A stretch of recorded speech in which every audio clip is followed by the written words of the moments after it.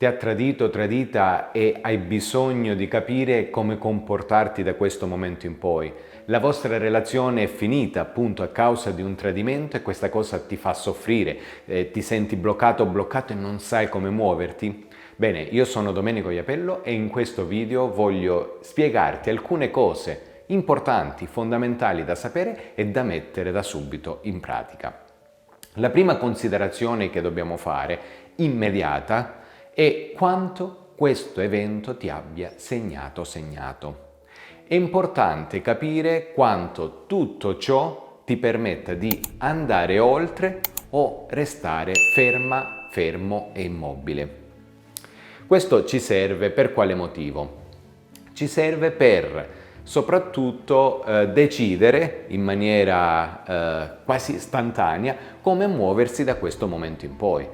Perché se tu, a seguito di questo tradimento, hai deciso di dimenticarti questa persona, non avere più a che fare, non riuscirai a fidarti più, vuoi solo uscire da questo turbinio di dolore, di sofferenza, allora in questo caso è bene che lo stabiliamo sin da subito.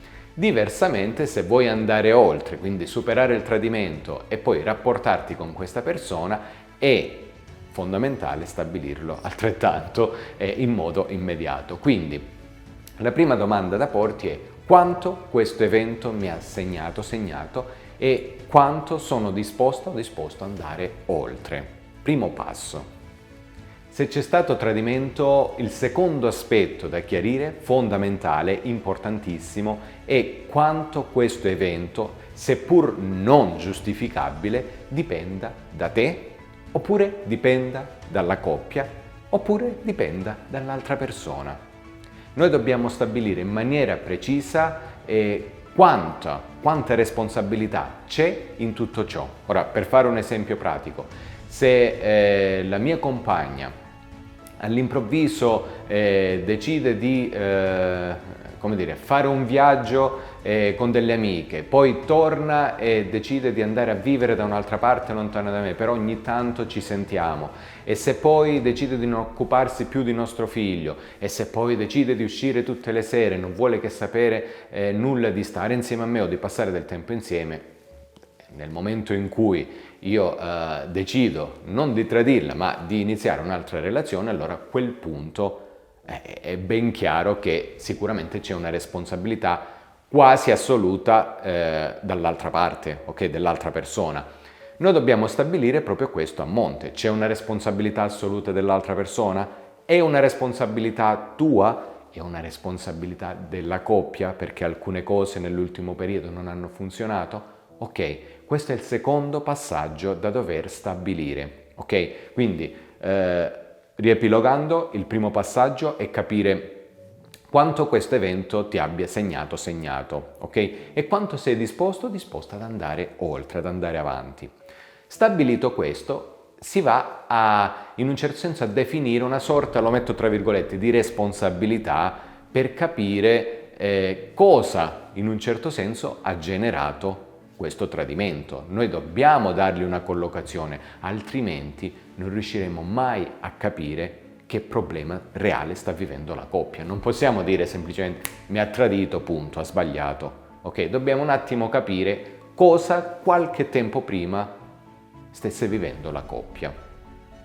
Il terzo passaggio, quello più importante, è mettere in pratica il cosiddetto double test. Io lo chiamo il cosiddetto double test, ovvero doppio test. Cosa dovrai fare? Te lo spiego, cerco di spiegartelo in maniera semplice. Si sostanzia di due azioni, ecco perché l'ho definito double test. La prima è sparire completamente, ok? Quindi chiudere tutte le porte con questa persona, per cercare di testarla e capire cosa farà, come si comporterà. Questo è fondamentale, soprattutto farlo per un determinato tempo, che sia di almeno 3-4 settimane, per cercare di, puntare lo sguardo verso l'altra persona e testare proprio il termine giusto, come si muove, cosa fa, cosa cerca di mettere in campo per recuperare il tradimento, quali azioni fa, quali parole usa. Ecco, questo per noi è un passo fondamentale. Il secondo aspetto che andiamo a mettere in pratica di questo cosiddetto double test è proprio quello di spingere questa persona, una volta ripristinata una lieve, anche blanda comunicazione, spingere l'altra persona nelle braccia dell'altra, ok? Quindi banalmente come lo si fa quando lui o lei ti viene a dire sai mi dispiace, cerchiamo di ricostruire il rapporto, aspetta, ok? Io ho girato pagina, per me va bene così, anzi quello che ti consiglio è proprio di dedicarti cuore e anima a questa nuova relazione e non perderla come hai fatto con me, cercare veramente di fare il possibile per non perderti questa occasione. Se, l'altra persona reagisce a testa bassa e andando dall'altra parte o continuando a vedere l'altro, a quel punto lascia andare. Diversamente hai avuto, un test alquanto veritiero e puoi decidere a questo punto se dare una seconda opportunità oppure chiudere completamente le porte. Una nota molto importante: diffida da quelle finte scuse che ti arriveranno in questo periodo. Non volevo, ho sbagliato tutto, non accadrà più, e bla bla bla, e bla bla bla. No, queste scuse qua non accettarle, ok? Quindi vai oltre tutto ciò. Fai semplicemente quello che ti ho detto, nei 3 punti che ti ho indicato.